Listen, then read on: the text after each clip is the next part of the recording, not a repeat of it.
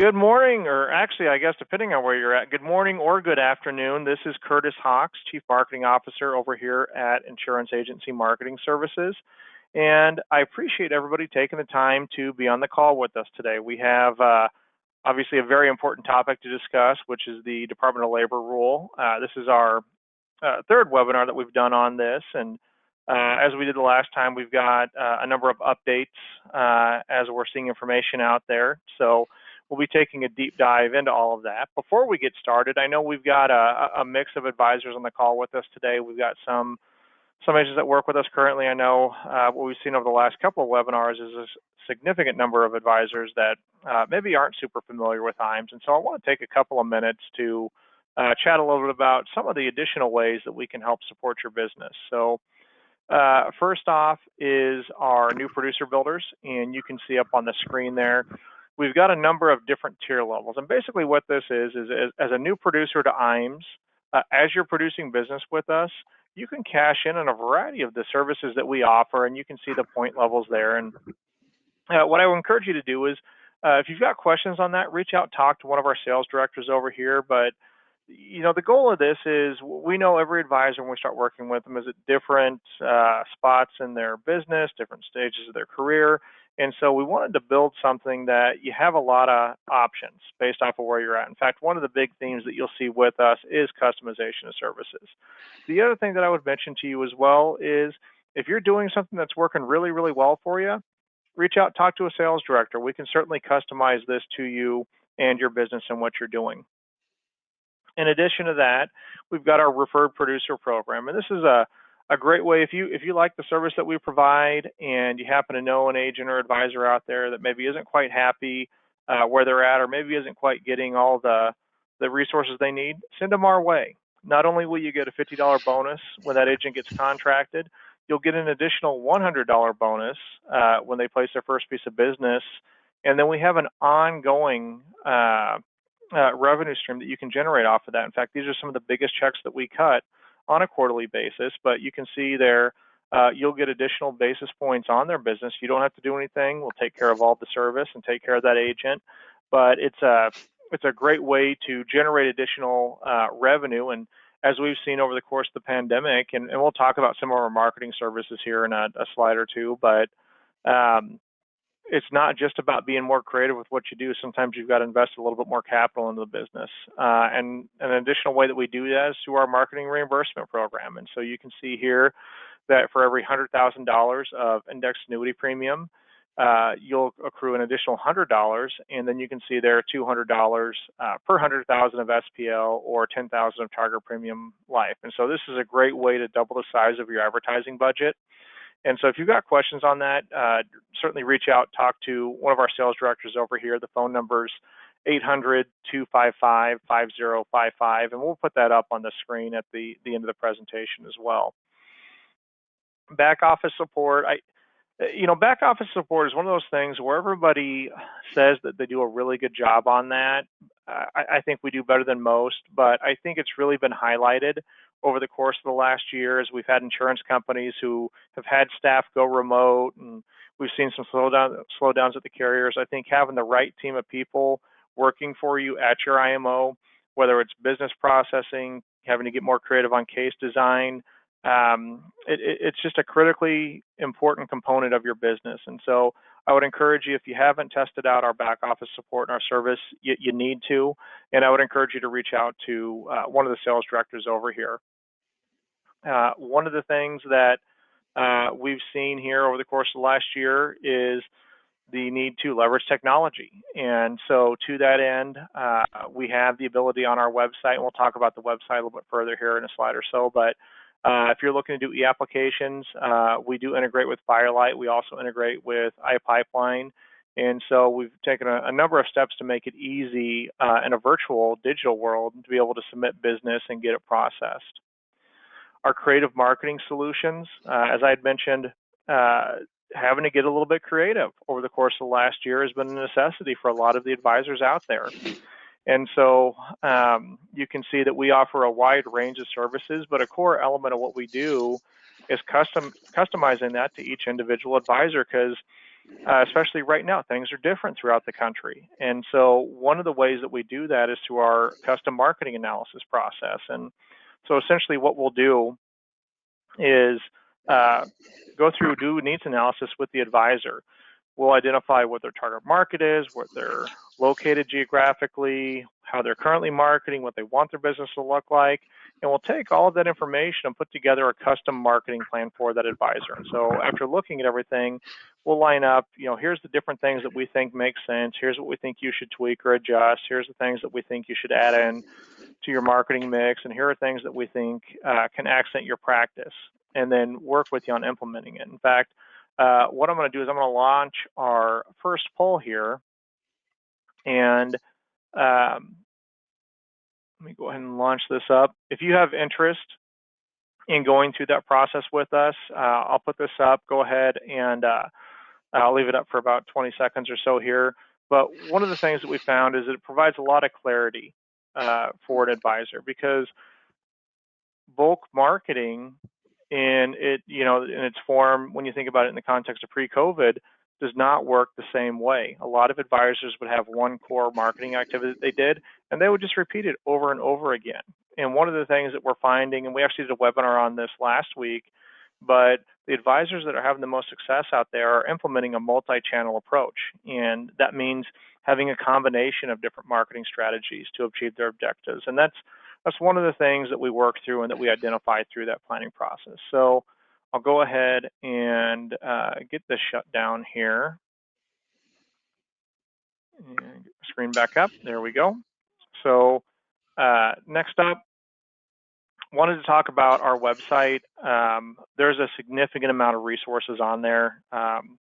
If you're a licensed agent, you can get access to this, which if you have interest in that, certainly feel free to reach out and talk to a sales director. But you can quote annuities, you can quote life insurance, you can access rates, forms, you can access our sales resource library, which is, I think, one of the biggest benefits to our site. We literally have hundreds of different point of sale pieces that you can use that are optimized for virtual presentation to articulate almost any concept that you would want to, from life insurance and annuity basics to you want to talk about loan regime or economic benefit split dollar and everything in between.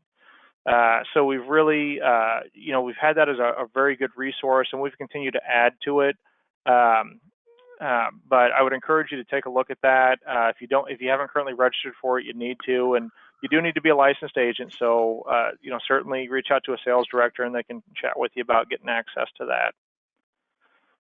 Next up, and we're very excited about the announcement of this, but we do have our next Top Producer Summit scheduled.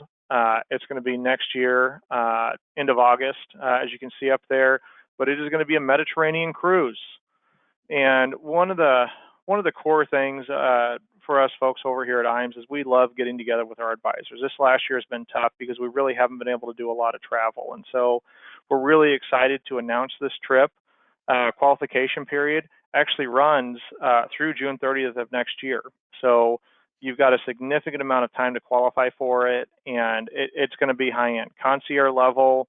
But we're going to be working our way around Italy. You can see we've got several different stops that we have there, but it's just going to be an amazing experience of a lifetime. And again, I would encourage you to reach out, talk to a sales director that can chat with you a little bit further about how you can qualify for that and how all of that works. But we're really looking forward to being able to start getting some face-to-face time with the advisors that we work with. So with that, we'll go ahead and move on to the main topic of today's discussion, which is the Department of Labor Fiduciary Rule. So just to give a little bit of context on this, over the course of our first two webinars, we had over 1,500 advisors that have sent in on this. And each time we've done this, we've done some updates, but what I can tell you is this thing really caught people by surprise. A lot of people did not think that this was going to go into effect, and then it did. And so one of the things that you'll find over the course of the presentation is not only will we help educate you on what's going on and how to comply, but you'll find that we have a number of resources. In fact, all the resources that you need to make sure that you're compliant in your business. The other thing I would mention to you is we've, as you can imagine, been talking to a lot of advisors out there over the last few weeks, and there is a lot of misinformation out there, and a lot of that is coming from firms that maybe weren't prepared for this and aren't quite sure what to do and are trying to figure that out. What I would tell you again, and I would reiterate, is we do have a compliance pathway available. You'll learn more about that as we go. But in any case, I appreciate everybody taking the time to be on the call with us today. So we have Mr. Chris Conroy presenting for us. He's the general counsel here over at IMES. He's got 24 years of experience in this business at the carrier and the IMO level, working with advisors all over the country. And I can tell you that as a former chair of NAFA and with his connections, he has been one of the people that has been most plugged into what's going on, what's happening, what we think is going to happen. And so he's just an absolute great resource for us to have on the team. And Chris, I appreciate you taking some time again with us today to kind of lay everything out and go through what this all means and how we can help advisors be compliant. So with that, I'll hand it over to you. Thank you, Curtis. I appreciate it. And hey, welcome everybody on today's presentation. This is kind of part 3. We've done a couple other webinars, as Curtis mentioned, with I think maybe our record number of turnout, because this is a hugely important topic that affects all financial advisors, anyone working with qualified money. And there's a lot of confusion out there. So we're one of maybe the only firm that I've seen that's gone out there and led by giving kind of real-time information, real solutions, and the nuts and bolts. Happy St. Patty's Day for those folks out there. I got my green shirt on. I know Curtis does too. So hopefully we'll have luck of the Irish with sales and compliance today. So this is a hot topic. You know, I think as Curtis mentioned, it caught really the entire industry by surprise.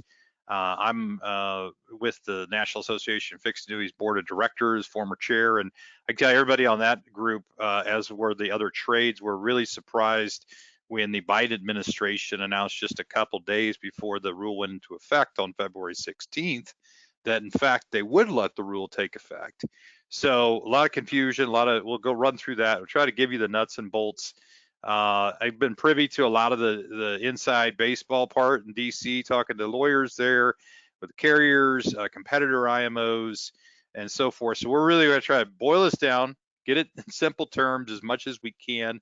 I will tell you it is a complex rule. We're going to make it as simple as possible, really with an eye towards helping you so that we're making sure you're not running into any compliance problems.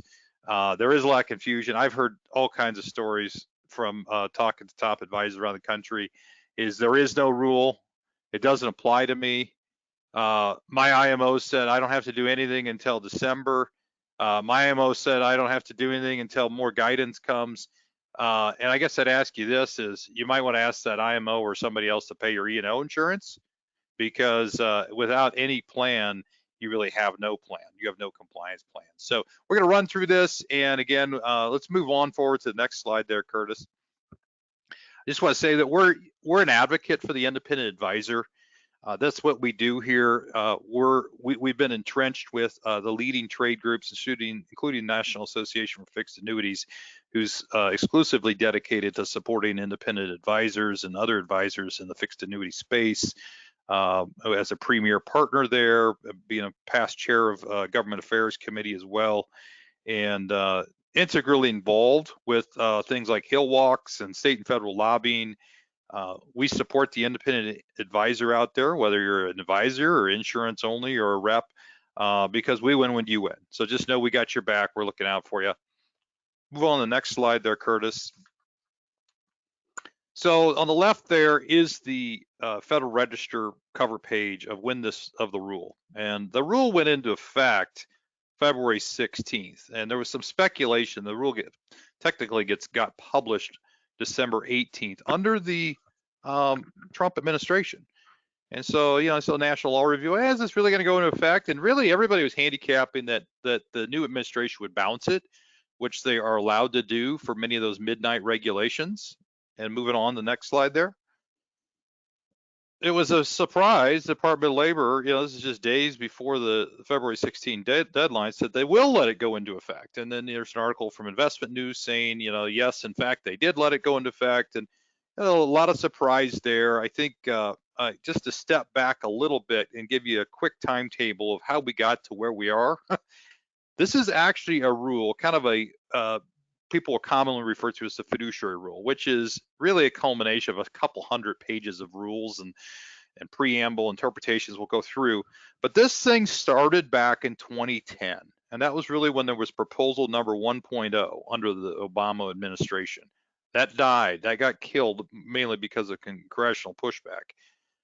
2015, proposal number 2 comes out. Industry didn't like it. That was finalized under the Obama administration, final 2.0. And many of you would remember what was called the BICE, or the best interest contract, this onerous contract requirement that would create a private cause of action, which the industry did not like. Many in the industry, carriers, distribution alike, didn't care for. Several sued, including NAFA, including some distribution groups that we were party of, including the Chamber of Commerce. And through that combined litigation effort, ultimately in 2018, that rule, the final rule under the Obama administration, was killed or vacated by legal terms. So that nullified that rule. And the Trump administration at that time was in effect and had delayed that rule, and ultimately that rule got killed, which put us in this limbo period of there really was no rule at all, yet the Trump administration indicated they was going to take a look at it. So fast forward a couple of years, 2020, and summer of 2020, a new rule, proposal 3, comes out, which was finalized and published in the Federal Register in December. So everybody thought, again, Biden would come in. Now we got a new administration, back to the Democrats in control. Generally, they maybe want more consumer protection, more onerous requirements, and they let the rule take effect. So we'll talk about why that is and what does that mean in practice. So moving on to the next slide. It's important to know there's 3 different kind of regulatory hurdles that are going on here. And the one that we're talking about mostly today is the first one, the Department of Labor Fiduciary Rule. And again, that was originally a rule that was vacated in court, but the Trump rule, which is now in effect under the Biden administration, did take effect.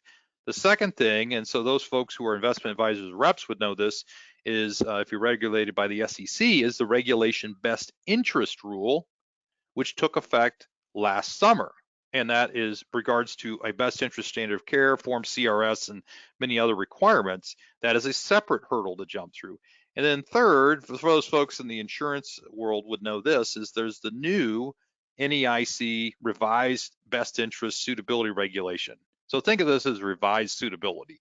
Model number 275 refers to what the NEIC set into place. We have 2 states that have adopted. We'll go through this. There's another 21 that are working on that, and that applies to all annuity products. So there's these 3 different standards. They all reference best interest, but it's important to note you have to jump through all 3 of them potentially, depending upon what license you are and what you're selling. Moving on to the next slide. Yeah, today's discussion. Oh, go ahead. And Chris, before we get into that, I just wanted to make a point too, and just to be clear, because we've had some agents saying that they were, going online trying to Google forms to comply and everything. I mean, a lot of what's out there is that old 2016 version. Just to be clear, this is a completely different rule, new requirements, et cetera, correct? That's a good point. Yeah, this is the rule is different. Those who say, well, I Googled 8424, I found the Obama era one. Well, that doesn't work because Obama administration actually sought to change and did change 8424. And where it had this weird, FIAs were treated as different than in fixed annuities and so forth. That was vacated by court. So the Fifth Circuit Court of Appeals bounced that. So if you do that, you're going to find an old rule that didn't really apply. And we're going to cover the rule that you need to today. So as we mentioned, there's that jumping through the 275, the state suitability. That's important to note. We have this chart available. This is updated literally from yesterday. Our partners with NAFA create and monitor this. In fact, we're just on a call earlier today about this. So it's important to note that this is coming to a state near you, and will be coming quickly. And so carriers are largely pushing out the new forms of requirements. That's a different standard. It's required for state suitability. It's different than the Department of Labor, but it can work a bit in concert, and you need to jump through both of those things. It's an important thing to know. So the next slide, you'll see we partnered with NAFA. We've co-branded this piece, the Best Interest Practices Toolkit. This covers the revised suitability regulation, which again works in concert, and it's a separate hurdle you got to jump through. We can get that available to you. It's a 27-page guide. It kind of summarizes as best we can the best interest standard for annuity transactions, and also includes a couple of the forms which are similar to what you see from some of the carriers. Yeah, and I would mention at the latter part of this presentation, we are going to be launching a couple of polls. So if you do want to get access to this, make sure you check yes when we launch that. So in any case, Chris, I'll let you keep going. A great guide there, lots of good information. And again, that's jumping through the state suitability requirements. So the next page, kind of the meat of the presentation about the Department of Labor. There's a lot here. We're going to try to unpack it as best we can. First thing is to note that this rule changed the interpretation of who is covered when you're working with qualified money. So there's about 100 pages of the Department of Labor's release, which is called the final interpretation. And essentially they finalized that they've reinterpreted what it means to be a fiduciary, in which you are covered by Department of Labor rules.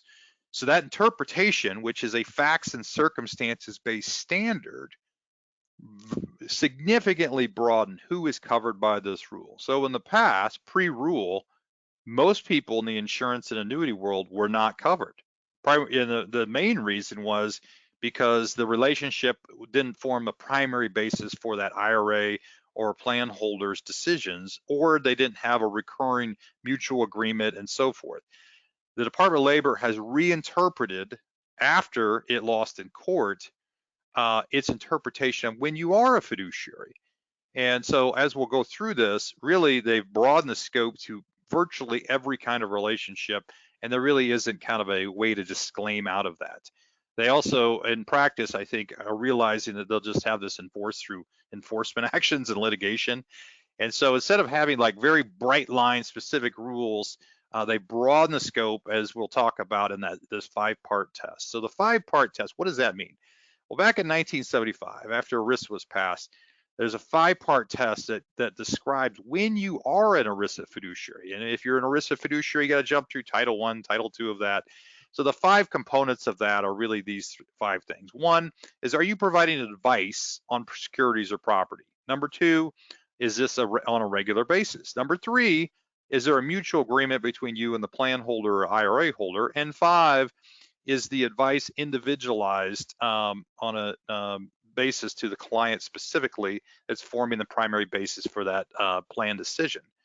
So under the old, interpretation, basically from 1975 until 2020, nobody really was covered by that. The 5-part test mainly applied in the context of fee-based advisors and when they were selling annuities, and it really didn't apply. The practical import of it was that you never needed to jump through any kind of compliance pathways because it just didn't apply. So the Department of Labor, in its 100-page interpretation, has broadened the scope. So now virtually everyone is going to be covered by it, as we'll cover in more detail. So it's important to note that the Obama administration had a very similar looking rule, except they had the contract requirement. The Fifth Circuit Court of Appeals bounced that rule, but in 2020, the Department of Labor, under a Republican administration, tried to thread the needle and kind of have its cake and eat it too. So it took out that onerous contract requirement, but kept basically all the rest of the teeth, as we'll walk through today.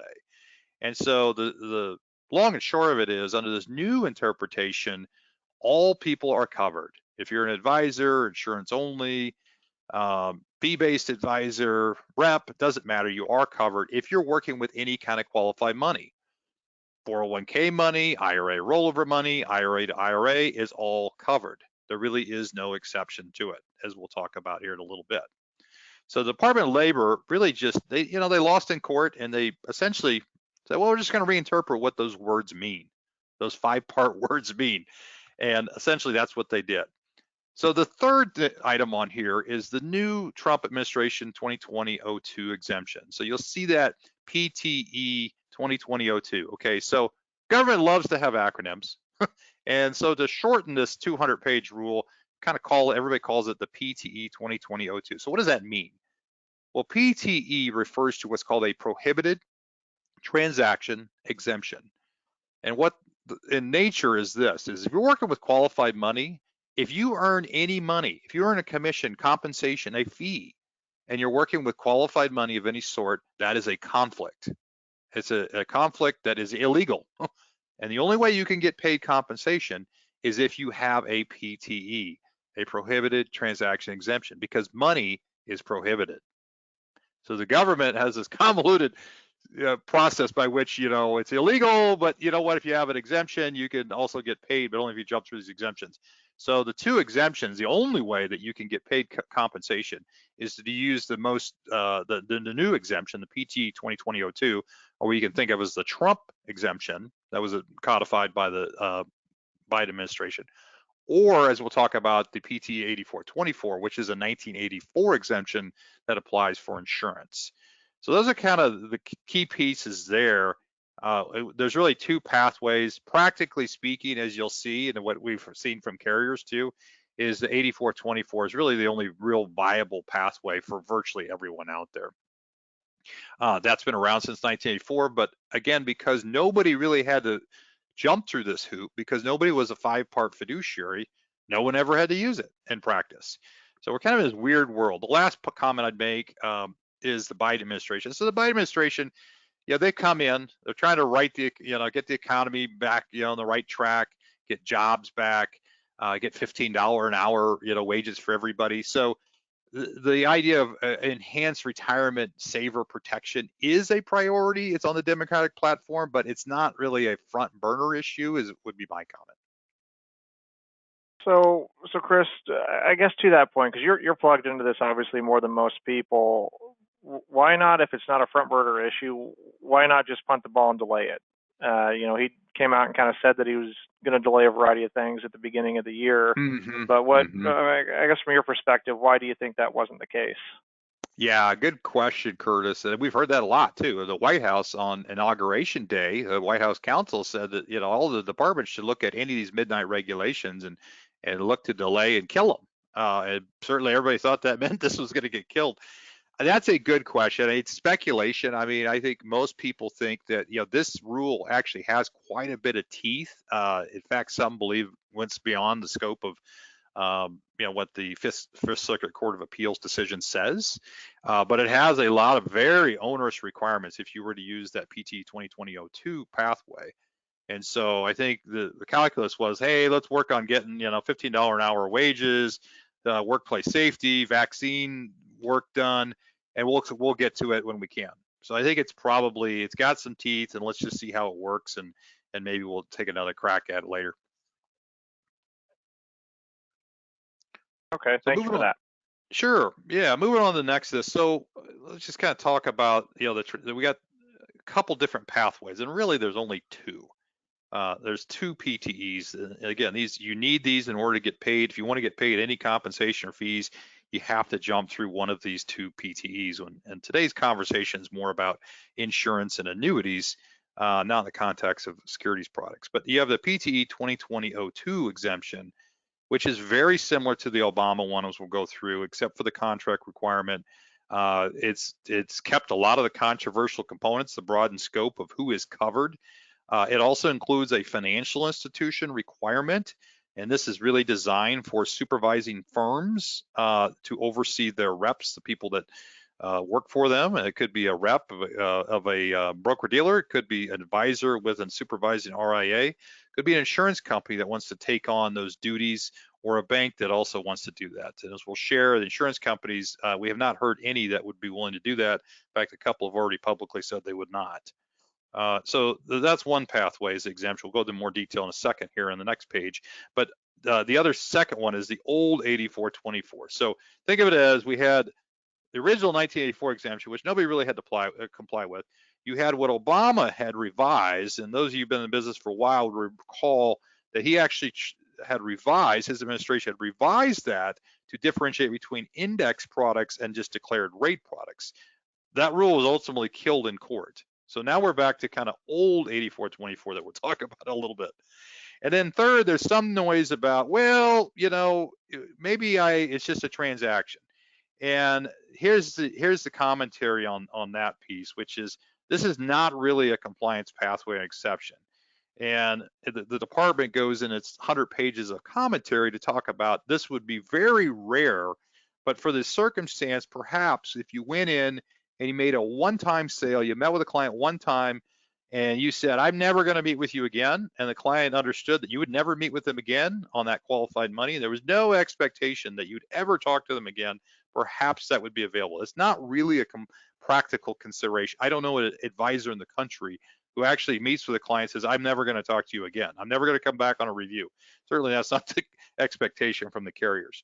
But then we'll talk a little bit about this fourth item, which is the Department of Labor's Field Assistance Bulletin 2018-02, which is a reference to the temporary enforcement policy. And what they've said there is that, you know, you need to engage in a good faith compliance plan with the PT 2020-02 by adhering to impartial conduct standards that are going to be enforced upon you. Now, the problem there is that no one's had to follow 2020-02 or the old Obama rule. So in practice, unless you have a supervising, say, broker dealer, maybe a large one that's overseeing all of your business, including all of your fixed index annuities, all of your declared rate, MIGA business, all of your money that's, you know, qualified money coming out to fund life insurance, and they're going to supervise that and hold you accountable to these new impartial conduct standards on the Department of Labor, that really doesn't work.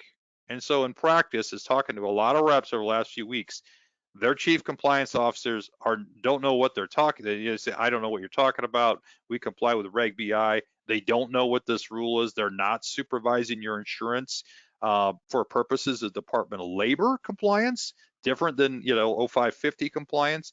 And in any event, in practice, that really doesn't work. It talks, you know, there has been some commentary that there's like this temporary policy, and, you know, I think if you show good faith and you're good enough, and the problem is that no one really knows what that means in practice.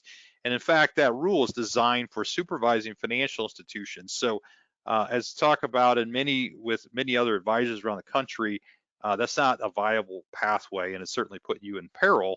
And again, for those folks who are saying, you know, hey, don't need to worry about anything, there's no compliance this year, I encourage you to have them pay your E&O insurance. Moving on to the next slide so let's get into the quick nuts and bolts of this. We'll, you know, kind of move forward as fast as we can. So this rule, and this is those who know the Obama era rule would say, wow, that looks very, very similar. So let's start with understand that the scope of when you are an ERISA fiduciary has now immediately been broadened. The effectiveness of that rule, the Trump-era rule, everyone is basically covered as a ERISA fiduciary if you're working with qualified money. And you have to jump through first these impartial conduct standards. We'll cover the rest here in the next page. But those impartial conduct standards are best interest standard, a reasonable comp, and no material misleading statements. So some say, well, what does all that mean? A lot of this is facts and circumstances based, but I will tell you this. So the impartial conduct standards best interest is talking about putting kind of bedrock principles of being an ERISA fiduciary, which is rooted in the common law kind of era of trusts and being a trustee for a trust. That's really where this comes from. But the first one, the best interest, is around having a prudent person standard of care of a like capacity. And so it's putting your customers' expectations ahead of yours and really serving their best interests, which is a different and higher standard than that of just, say, general suitability. There is some more context in that 100-page release, but it is a prudent person standard. Second is comp. Well, so what does reasonable comp mean? Well, it's another one where there's not a bright line defined, but what the department gave commentary around is it's a market-based standard. So if you're an outlier on what you get paid for that recommendation, that could very well blow up your use of that exemption.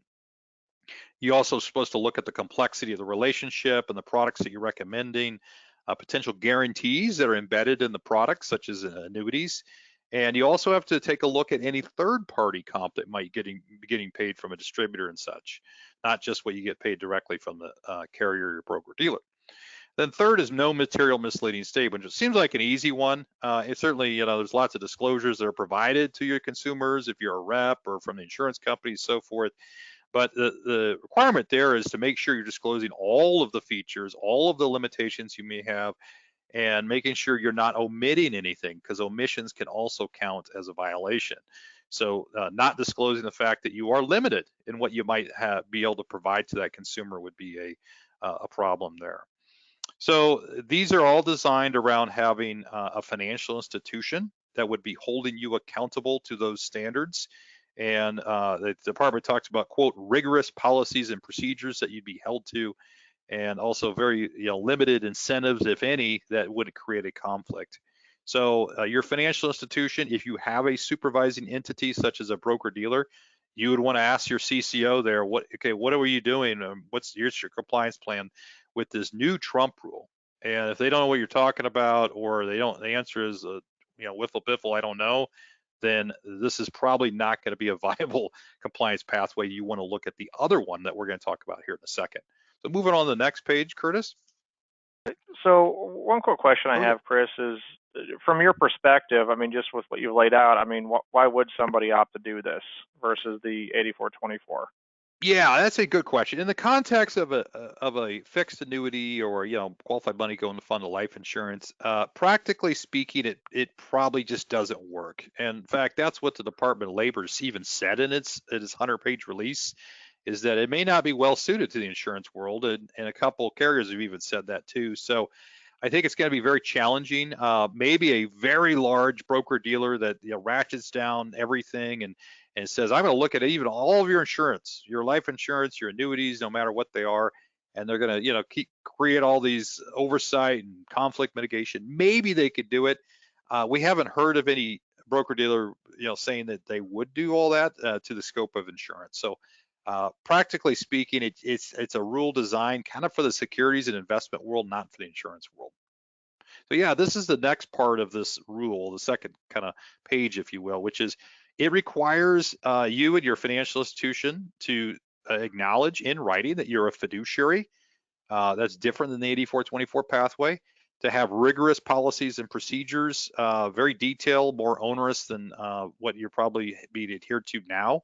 Maybe in line with some of the SEC Reg BI requirements, but some of that's still getting developed and fleshed out. Having a conflict of interest mitigation or complete elimination process, and kind of a classic one there is compensation. So compensation is a conflict of interest under the Department of Labor's rule, and to have differentiated comp, for example, getting paid more on one annuity over another, is a conflict. And in order to have a oversight system that would ensure that you're not creating a conflict for that client, you'd need to have very detailed policies and procedures why you would ever get paid something different. And so that would be a requirement that your financial institution would hold on you. Also, and that I would comment, I know the department mentioned, making sure that you are serving their clients' best interest, documenting why would you sell a fee-based product over a commission-based product, or vice versa. There's certainly circumstances where a fee-based product might make more sense versus a commission-based product. And I would say for many customers who are holding their annuities for a long time, oftentimes the commission-based product is actually going to cost the client a lot less in the long run. So you and your financial institution certainly want to make sure you know what those rules are, and you're not creating a problem there and blowing up that exemption. And then record keeping, the 6-year requirement there, a retrospective review of one of the top 3 officers of your financial institution needs to sign off and everything and make a report available to the Department of Labor. Moving on. So that's that rule. There's a lot to it. It's very onerous. We're going to talk about the second pathway. Again, there's 2 compliance tracks here. The second one that's available for insurance and annuities is the 8424 track, which references back to 1984, a rule that really nobody had to apply because the 5-part test didn't apply to them. So this is an excerpt from the 2020 Trump release. They talk specifically about 8424. And they said, quote, it's important to note that insurance and annuity products can also continue to be recommended and sold under the existing exemption for insurance transactions, PTE 8424. And on the right there is an excerpt from the Federal Register. That's page 1 of 8424. That's still in effect, unchanged, and as Department of Labor acknowledges just a couple months ago, is certainly available where that makes more sense. So moving on there, Curtis.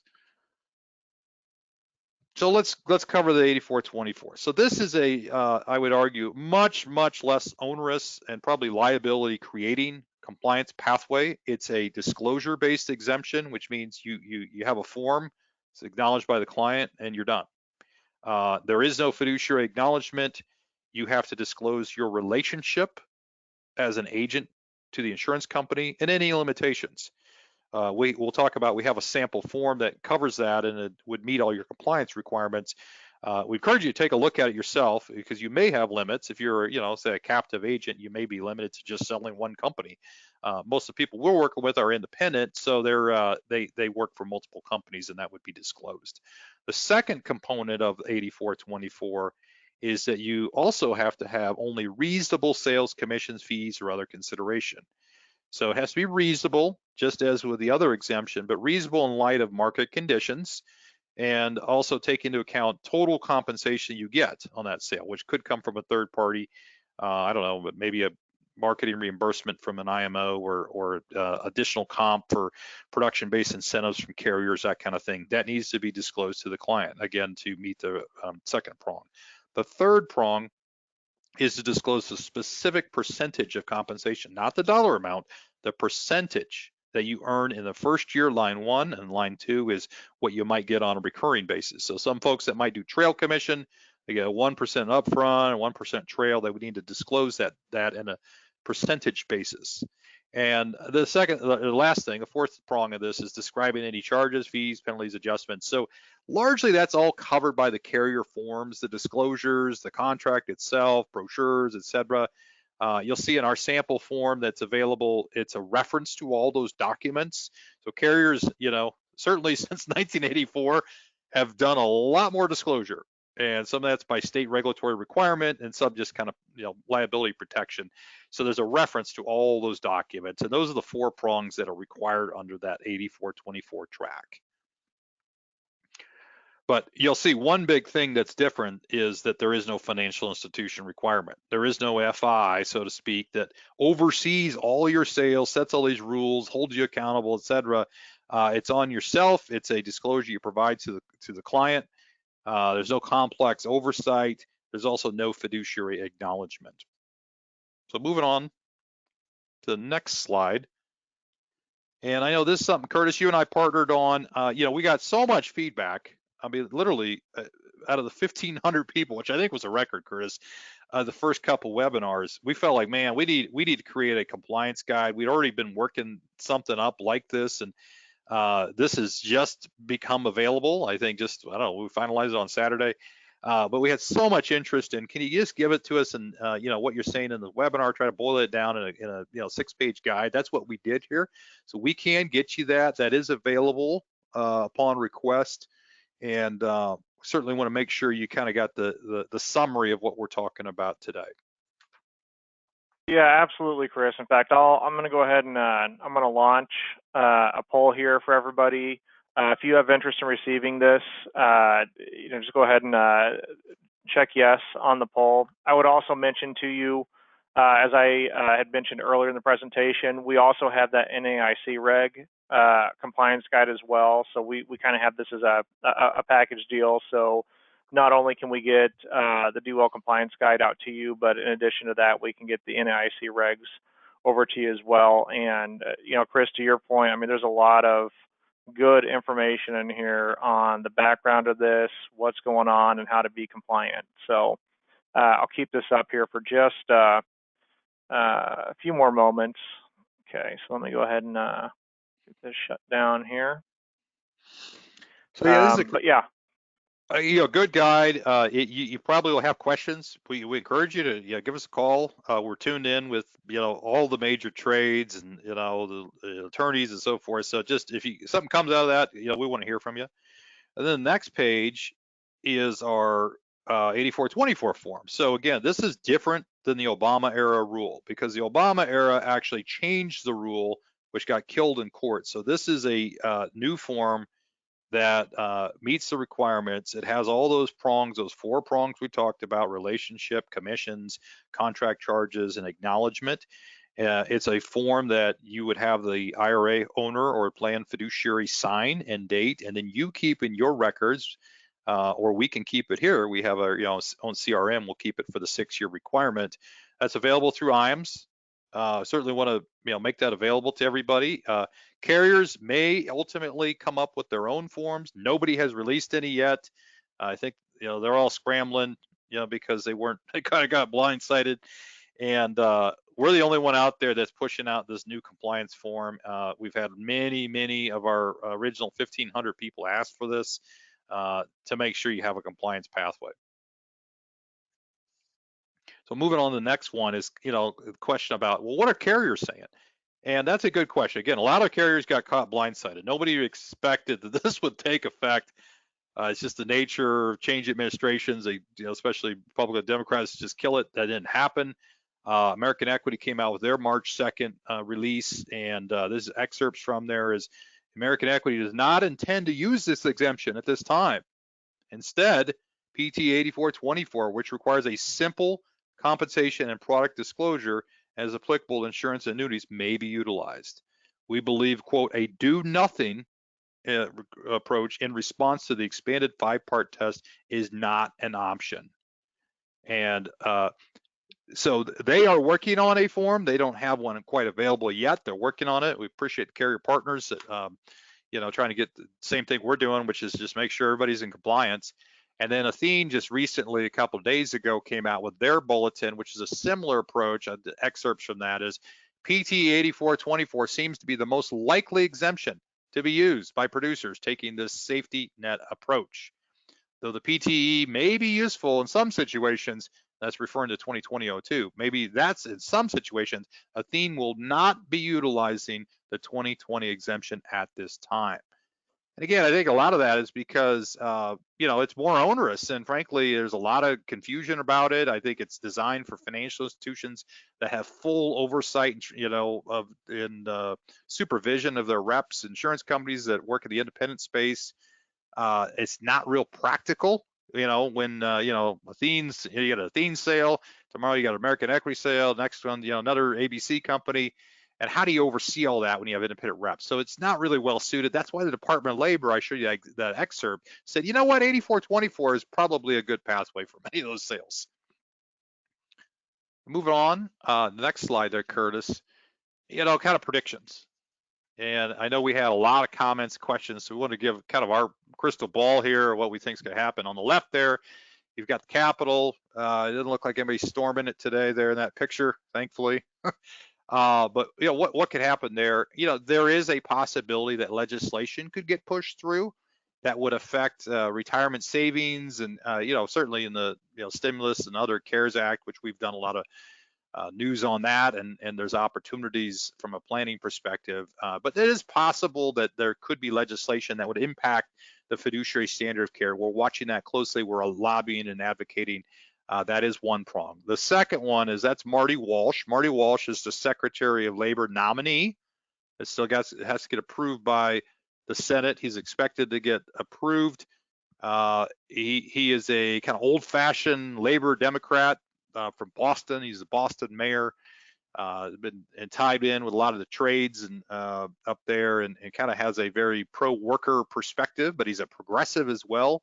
So, he comes in, he will appoint an EBSA, which is the Employee Benefits Security Administration Assistant Secretary, that would have a hand in also setting standards here.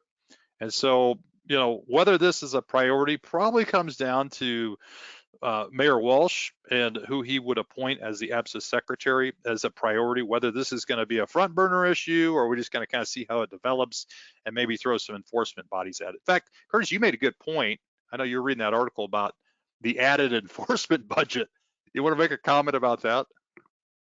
Yeah, that was one of the interesting things that I saw here over the weekend is, and I think a lot of people don't realize this, but it's actually the IRS that enforces a lot of the DOL regs. And so one of the things that stuck out to me is as we're seeing some legislation come up on funding for the IRS and what they're doing, there's going to be some significant increases that have been proposed as far as the funding budget for the IRS.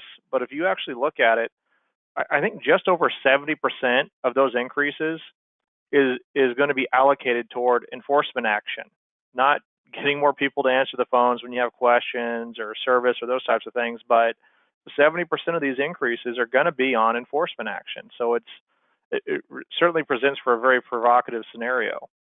Mm-hmm. Yeah, good point. And I know some of that stimulus package that just got passed, I think there was some dollars earmarked there too for the Department of Labor enforcement actions. So that's kind of in practice. You think of how do regulators enforce this, and some of it is you rewrite the rules, you kind of reinterpret what words mean. The other thing is, you tie them up in court. So you bring enforcement actions, you kind of squeeze the hand of the financial institution and ultimately the people that work for them. The third prong here of kind of predictions on this rule is that's the Supreme Court. So this originally the Obama rule, which again, this is very similar to that other than the contract requirement, it got killed in the Fifth Circuit Court of Appeals down in New Orleans. That applied to the law of the land, so that rule got nullified. Is it possible, but this rule could end up back in court, maybe even the Supreme Court? Yeah, I think it is possible, and I do think it's likely that you're going to see the Department of Labor at some point take another crack at that 5-part test and then maybe additional requirements. That may very well get challenged in court. I know, the industry, we coalesced and we're able to, create a pretty aggressive and successful, ultimately, litigation defense to that rule because it was going to have a huge impact, already was having a huge impact negative on the industry and ultimately consumer choice. So whether this ends up back in court is unknown, but that would be another prong where this may end up. Moving on to the next slide here, Curtis. We just talk about the partnership.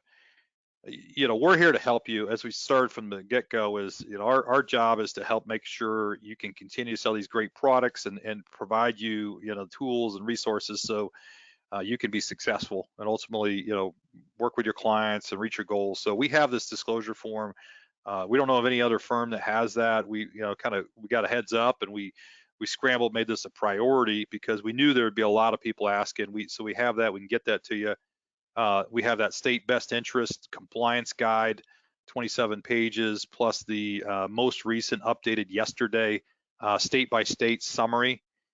We've been doing a lot of newsletters. We've been talking about this, Curtis, heck, since last summer when we saw the proposed Trump-era rule, and we were commenting about that. And we had webinars and educational resources out there. We also have a top flight sales team, and ultimately you're serving the best interest. I think everyone really feels like they're serving the best interest. The whole, industry is rooted in the concept of needs-based selling. That doesn't change, but, to have the right recommendation with the team here so that you don't have to know the 400 products out there, let us know the 400 products and recommend, what you think is going to work best for that client. That's what we do. And then carrier regulation. So many different carriers have different interpretations. Some have, this position, that position, new forms, old forms, so forth. And we can make it easy for you by just leveraging our great team here. I think you make a lot of really good points, Chris. So what I'm going to do here real quick is I'm going to launch our final poll here. If you'd like to get access to the 8424 form, just go ahead and complete that. And Chris, I think one of the things, and we'll go through some questions here in the next section that we've been receiving from the field, but I think one of the core things on that form is it's not just us sending it out to the agent, right? I mean, there's some nuances to making sure that you're filling that out correctly and compliantly, correct? Yeah, that's right. I mean, you want to make sure any form you're using, you know what the heck it means, and you're sitting down with a client, how to go through that. You and I both had those conversations the last few weeks, so it'd be good to have a quick conversation with a sales director here, kind of walk you through the form, make sure you know what it is, and we can keep it here. We have a way to meet the 6-year requirement, which is scanning into our CRM. Yep. So let me, I'm going to go ahead and shut this down here in just a second. So there we go. So Next up, we've been fielding a lot of questions from the field, and so over the last few weeks, we've compiled a pool of those questions that seem to be the most common. I'm going to get them up here on the screen. But Chris, one, and I was actually a little bit surprised on this because a lot of people think about, qualified funds in the context of annuities, but there's a lot of scenarios where you could be using qualified funds to help fund life insurance. So can you speak a little bit about how this impacts those types of sales? Yeah, sure thing. Let's try to rifle through these fairly quick because, St. Patty's Day and all. But number one, yes, the answer is yes. So if you are talking to a client and you're giving them advice and you want to get paid anything, then you need to have an exemption. So if you're advising, it's qualified money in IRA, I want to take those out and fund the non-qualified life, that is covered. So to the extent you're advising on qualified money, the answer is yes. Okay. And then we've talked to obviously a number of securities licensed reps, and one of the things that I think has caused some confusion, and you kind of you touched on this a little bit earlier, but if they're complying with the SEC Reg BI, is that a safe harbor for this Department of Labor rule? Yeah, so good question. The answer is no. It could form some of the basis if you had a broker dealer that wanted to create a supplemental compliance plan, but this is a specific ask of the industry when the proposed Trump rule was out last summer. Is, hey, if you jump through Reg BI, is that good enough? And then you can go get a safe harbor, which means you meet that, then you automatically meet the standards of the Department of Labor. Well, the Department of Labor specifically said, no, that is not a safe harbor. You need to have your own compliance plan, additional hurdle just for DOL purposes. Okay. And in a similar vein, you touched on this as well with the NAIC Model 275. Can that be used as a substitute for DOL compliance?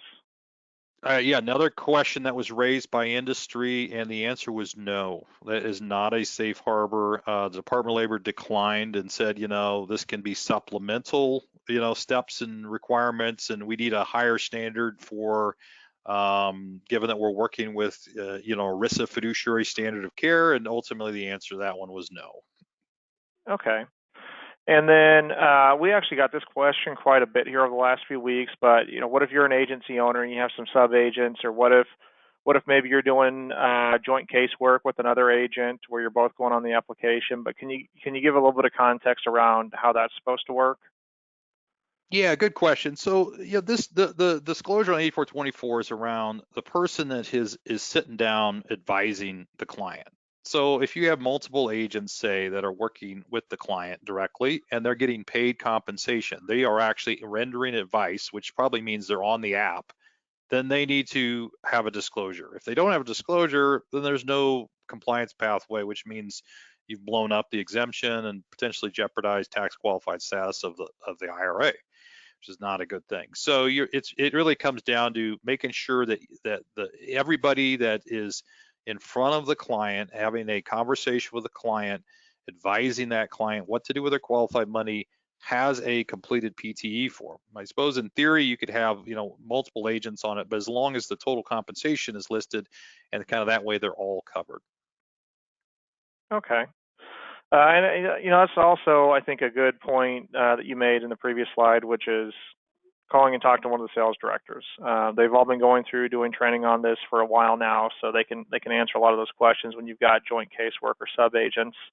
Another question, and I think in part because a lot of the carriers have been quiet. As you mentioned, we've had a couple of the insurance companies come out and make some announcements, but with this rule, do agents just need to wait for the carriers to roll out forms, or is this all on the agent's shoulders and they need to make sure that they're complying?